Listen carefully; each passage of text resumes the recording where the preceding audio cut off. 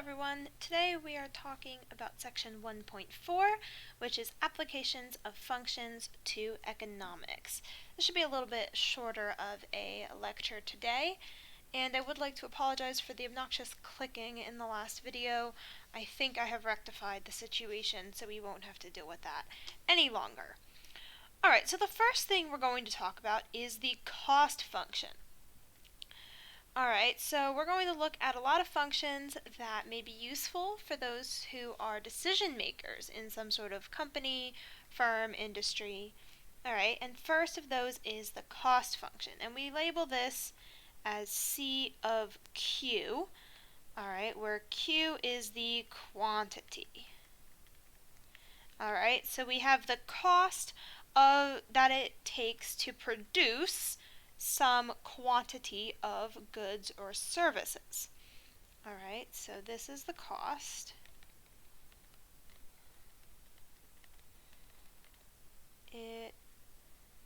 This is the cost to produce some number Q of goods or services.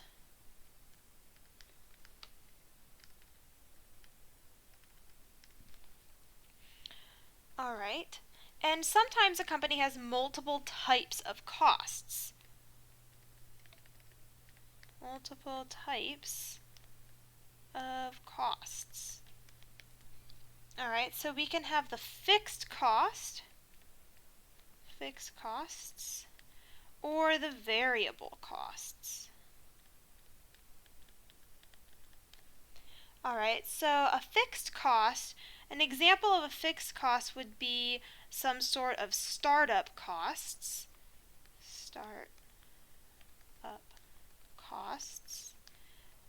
Such as materials needed, materials or machinery. Alright. Something that you need, maybe a building space. Something that you would need to purchase even if you weren't producing anything yet. So somebody hasn't placed any orders, but yet you still needed to buy the machinery in case somebody did place an order, right? And then we have variable costs, and this would be the cost of labor or materials, depending on where the materials go, sometimes in the fixed, sometimes in the variable. Alright, but the cost on labor and materials, which would depend on how many units were purchased.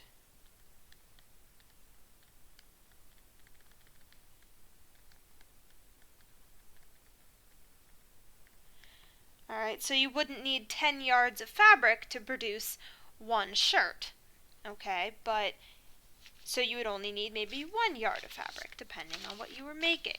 Alright, so you wouldn't need to order 10 yards.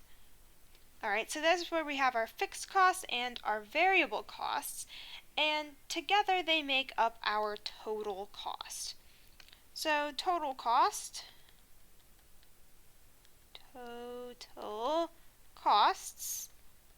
are all the fixed costs added to all the variable costs.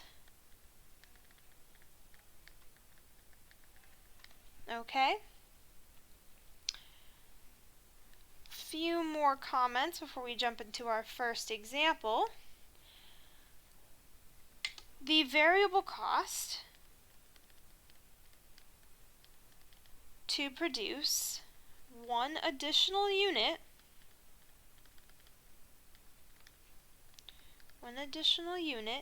is called the marginal cost. Okay, and for a linear function, the marginal cost is just the slope, which we know now is the rate of change, right?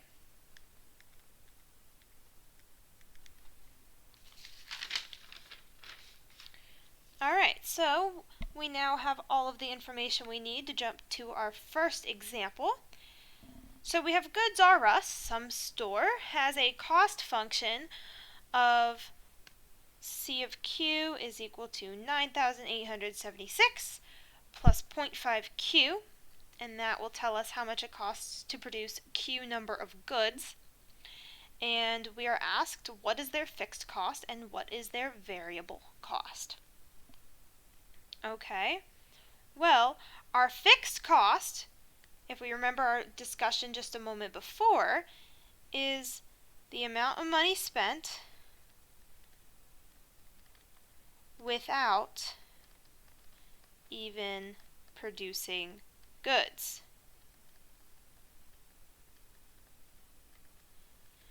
Alright, so that means goods is 0, the number of goods. Okay, so if we want to know what is our fixed cost, alright, well, our fixed cost would be however much money we spent without even producing goods. So we could say our cost of 0 goods is going to be 9,876 plus 0.5 times 0. Well, anything times 0 cancels itself out. So our fixed cost is $9,876. All right, fixed cost, $9,876. All right, and so then the variable cost is however much we are adding on to the fixed cost depending on how many goods we are making. All right, so our variable cost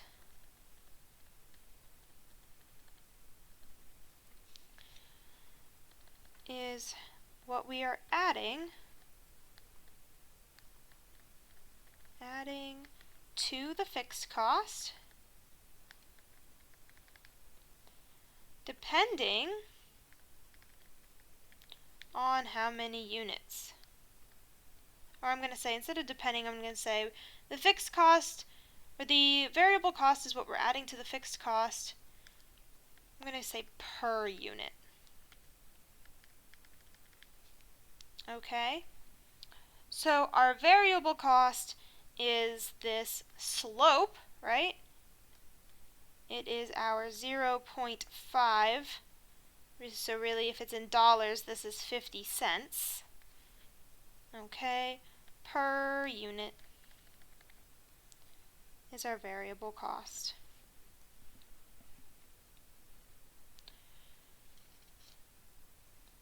All right, so our fixed cost is also our vertical intercept. If we think about, we know intercepts occur when the other variable is 0, right? So here we had Q is equal to 0. So this is our vertical intercept, and this is our slope of our linear function. All right, remember our linear functions look like y is equal to mx plus b, and here it's just reordered to look like y is equal to b plus mx.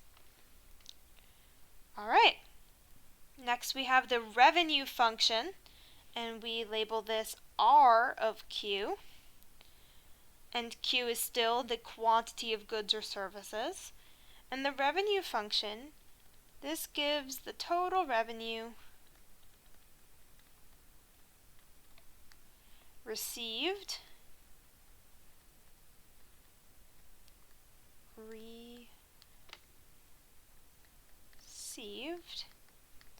by selling Q number of goods.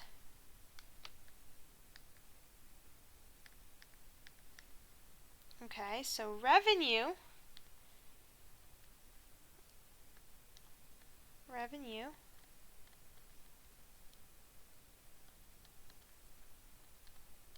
is equal to price times quantity.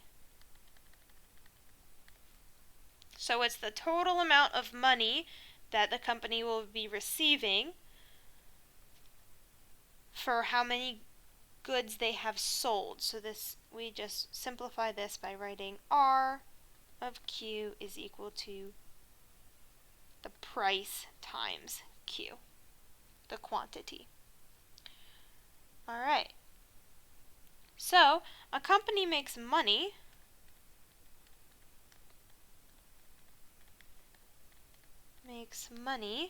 when the revenue is greater than the costs.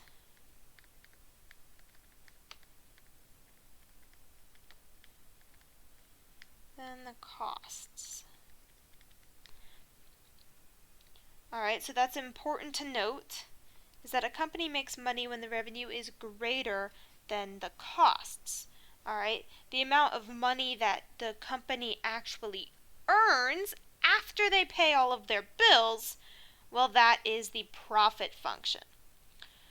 So the profit function, which we label as pi of Q, and we do that because we're already using P for price. So we can't use P for profit or else it's going to get confusing.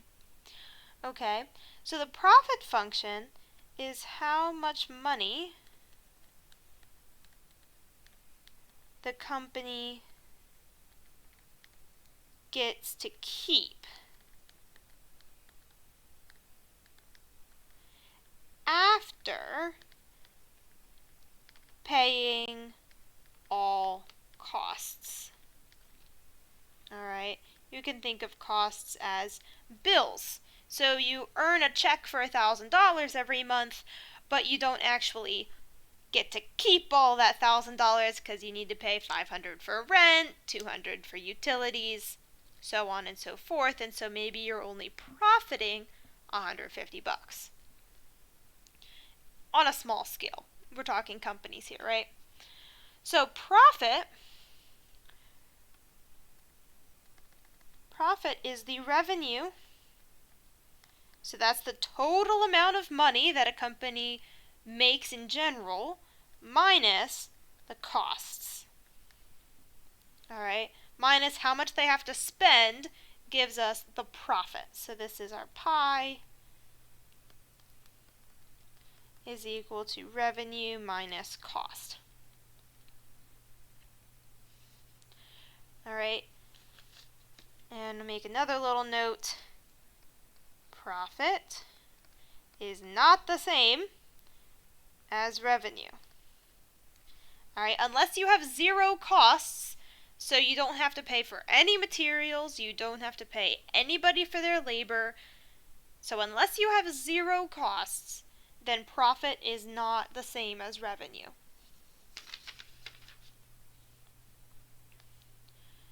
All right, a little bit more space before example 2. We also have a point called the break-even point. So the break-even point for a company is when the cost of the revenue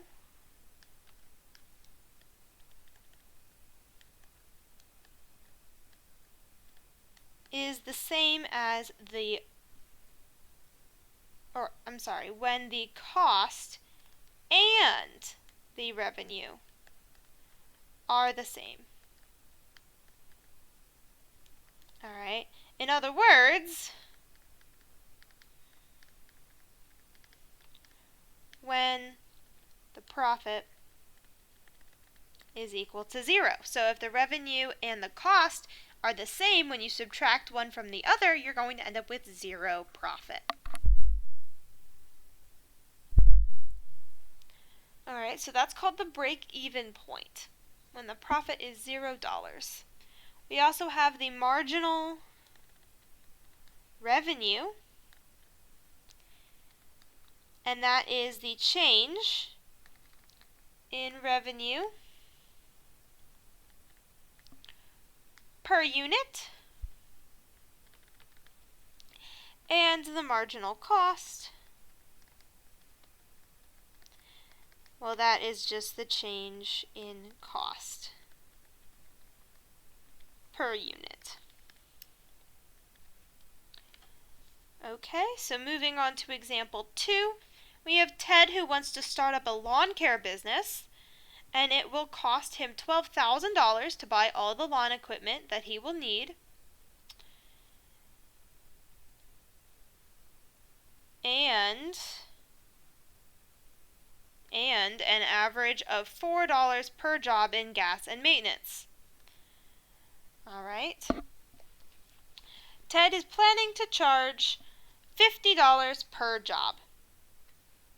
So, first part says find, this is the revenue and the cost functions, where Q is the total number of jobs that Ted has completed. Alright, so if we remember our costs, our total costs are equal to the fixed costs plus the variable costs. So in this example, our fixed cost is $12,000 because he needs to buy all of his equipment at the very beginning. So our total cost is going to be $12,000 plus, and he's saying it's going to average $4 per job in gas and maintenance and things like that. So we need $4, oops, not in highlighter. We need $4 per job times Q, our quantity of jobs. Alright, okay, so we have our cost function and our revenue function.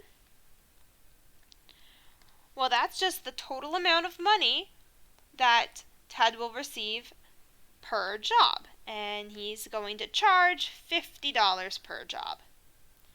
So we have $50 per job Q. So that's part A. Part B asks, what is Ted's marginal revenue and marginal cost? Well, marginal revenue was just how much he was going to earn for one unit, or one job in Ted's case. So marginal revenue is our $50. And marginal cost is just the change in cost per one unit, and our cost is going to increase $4 per unit. So our marginal cost is just our $4.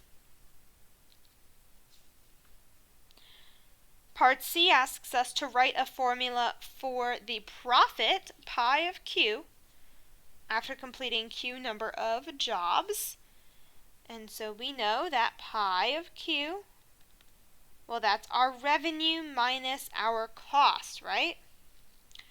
So we found our revenue was 50Q, and our cost, make sure you put parentheses here, is 12,000 plus 4Q. And let's go ahead and clean this up a little bit. We have to distribute our negative through, and so then we'll have 50Q minus 4Q. Well, that will give us 46Q minus 12,000. And that would be our profit formula.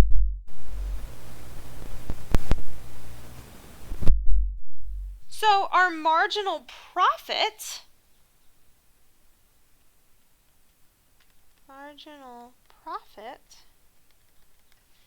is how much our profit will change based on one job, okay?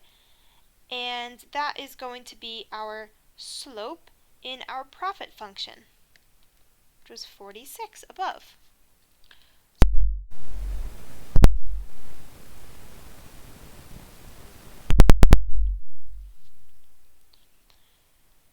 And finally, our break-even. We have to do in order to break even.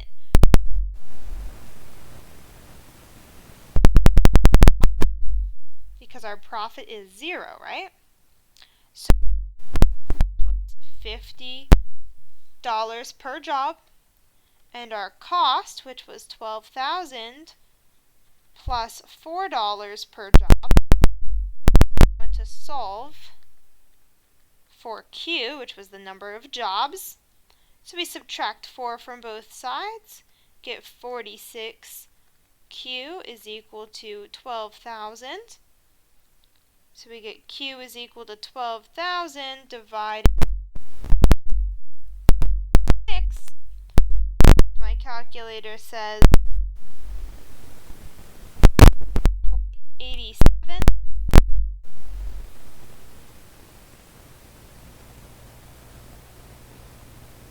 It's either a job or it's not a job, right?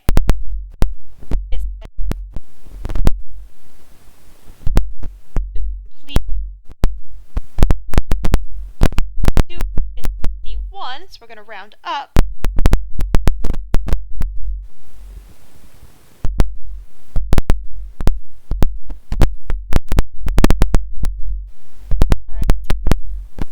Startup costs for all of his equipment were so high that he's going to need to perform 261 jobs before he can even start making money.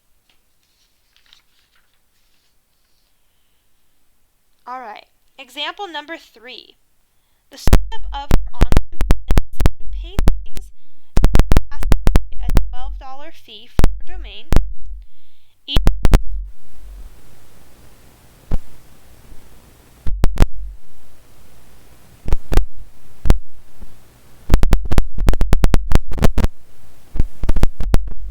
Okay, so let's highlight the important thing. $12 startup cost, that's one of our fixed costs. And then we have a $35 variable cost. So for each painting, she's going to need $35 worth of supplies. Alright, so our total costs is equal to our startup cost plus our variable cost times the number of paintings. Our revenue, well, she said she's planning to sell her paintings for $75 each. So that's going to be $75 times the number of paintings that she sells. So then our profit function, well, that is our revenue minus our costs. So we have 75 times Q minus parentheses 12 plus 35Q. Clean this up a bit. 75Q minus 35Q minus 12. So we get 40Q minus 12 is our profit function. Alright. Next we could talk about supply and demand curves. Alright, supply is the amount of a product that is available. If my pen would work. Or that is able to be produced.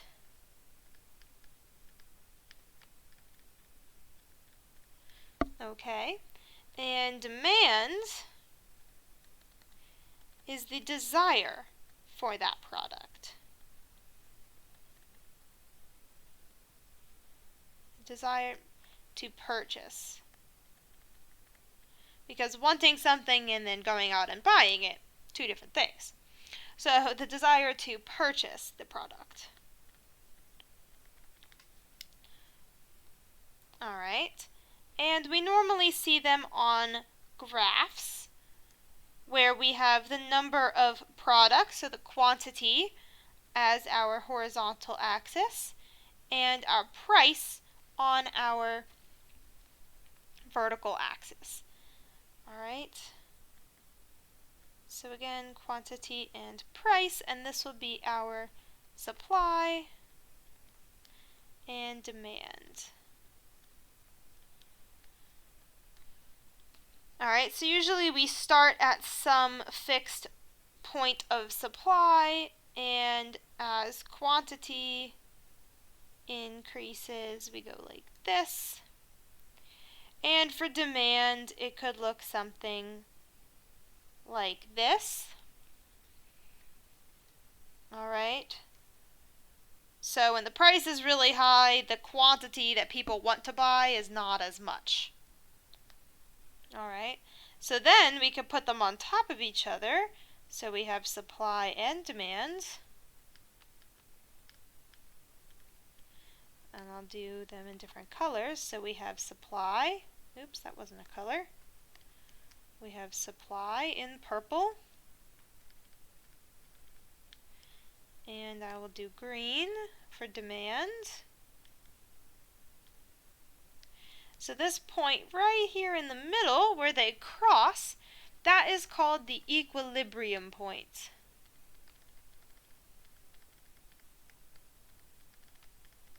And that's really the sweet spot in the consumer market. So when supply and demand are right there at the equilibrium point, there's enough quantity of things that are being produced. There's not an oversupply, there's not a shortage, all right? And people are buying them at a constant speed. So that's what the equilibrium point looks like. And the market tends to even itself out down to the equilibrium point. All right. So example 4, we're given the demand curve of a product right here, and we're also given the supply curve of a product, and these are supposed to be less than or equal to. So there we go. All right, part A says at a price of $100, what quantity are consumers willing to buy and what quantity are producers willing to supply? Okay.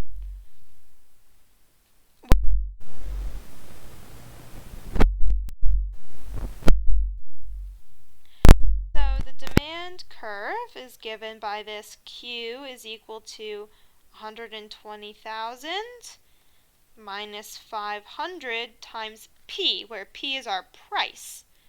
Right? P is price. And our question gives us, at a price of $100, what quantity can we have? So, if we want to know the quantity at $100, we have to plug in 500 times 100.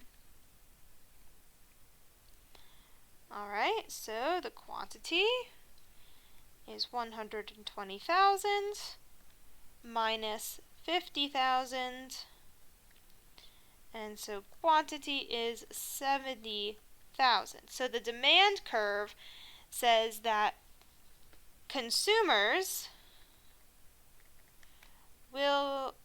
are willing to buy 70,000 units at a price of $100. Okay, so that's what the demand curve tells us. And then we need to figure out what the supply curve tells us. Alright, so the supply curve, that was given to us as Q is equal to 10,000 P. So again, this is based on price, so we need to put in 10,000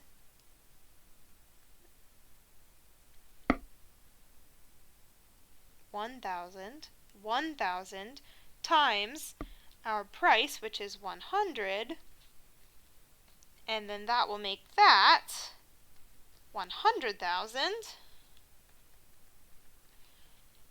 Alright, so the supply curve says that at $100, at a price of $100, producers are willing to make 100,000 units.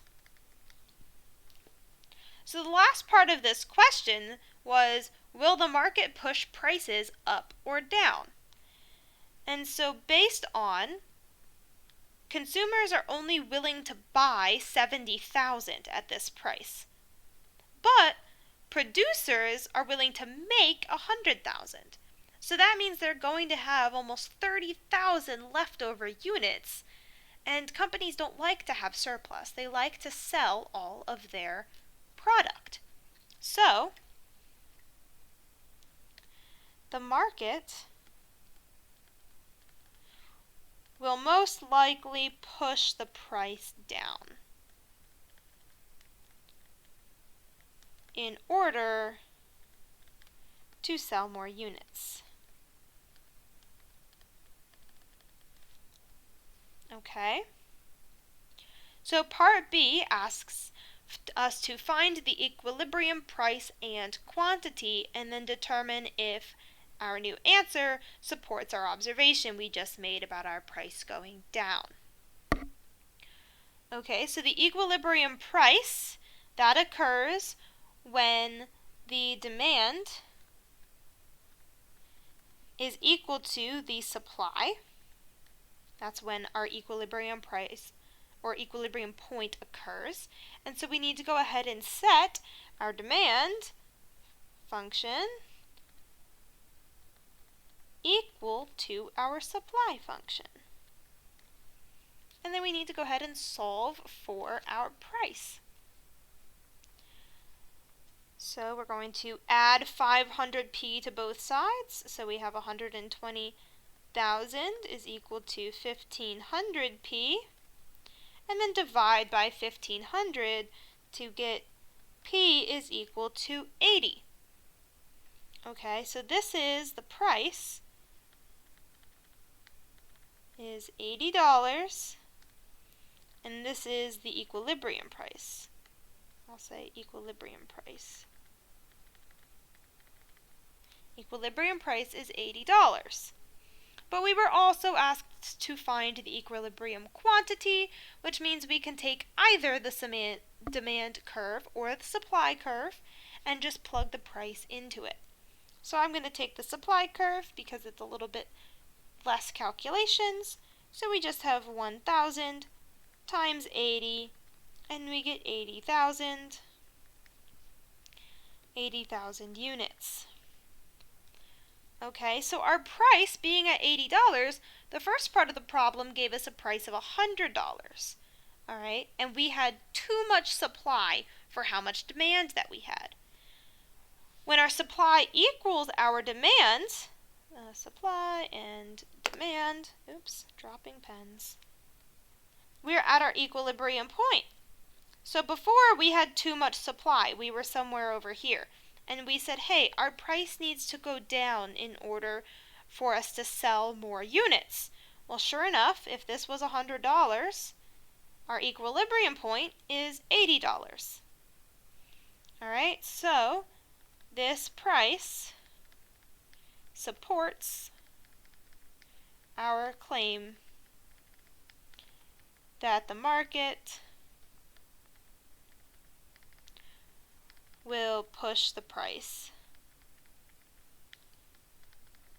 down closer to the equilibrium price. So example number 5 is our last one for today.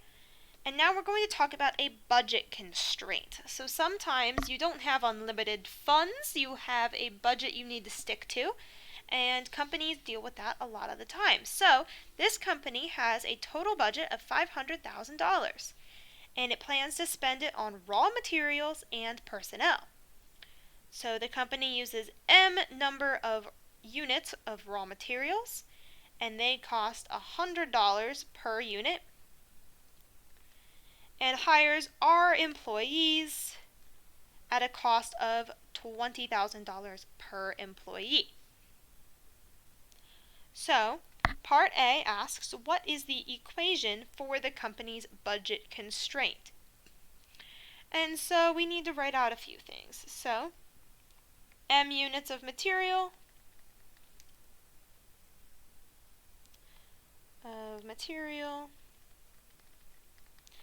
$100 each, and R employees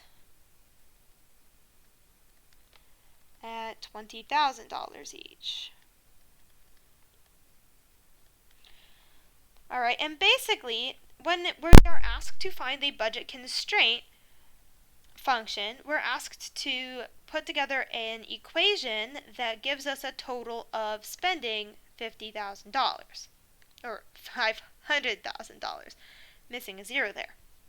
So, we don't know how many units of material or how many employees, but we know that we can only go up to $500,000. So we know that each material costs $100. We know that each employee costs $20,000. And we know that that must be equal to $500,000. All right, so this is our total budget. And this is the cost for employees and the cost for material. And so what this is telling us is if we hire more employees, then we are only going to be able to buy minimal amounts of materials. And if we buy too many materials, then we might have to let go some of our employees. Okay? So we need to find and interpret both of the intercepts. So remember, intercepts happen when we set one of the variables to 0. Alright, so when m is equal to 0, this means that no materials are purchased. Okay, so we plug m is equal to 0 into our equation. We get 20,000. R is equal to 500,000. We solve for R, so we divide both sides by 20,000. And we get R is equal to 20. 5. Okay. So, this means that when we have bought 0 materials, we are able to hire 25 employees. Able to hire 25 employees if no materials are purchased. Alright, so that's our interpretation for that intercept. And then when R is equal to 0, we have 100m is equal to 500,000.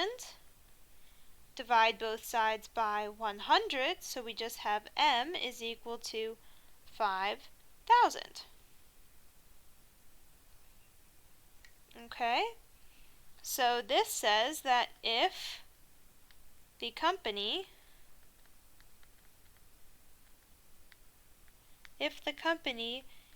did not hire any employees,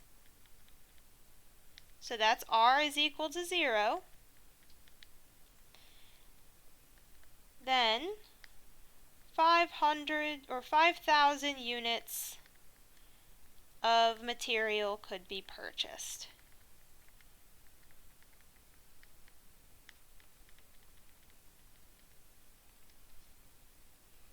Alright, so now we have both found and interpreted both intercepts for our last example today. Please don't forget to take the comprehension quiz, and as always, email me if you have any questions. I hope you have a good day.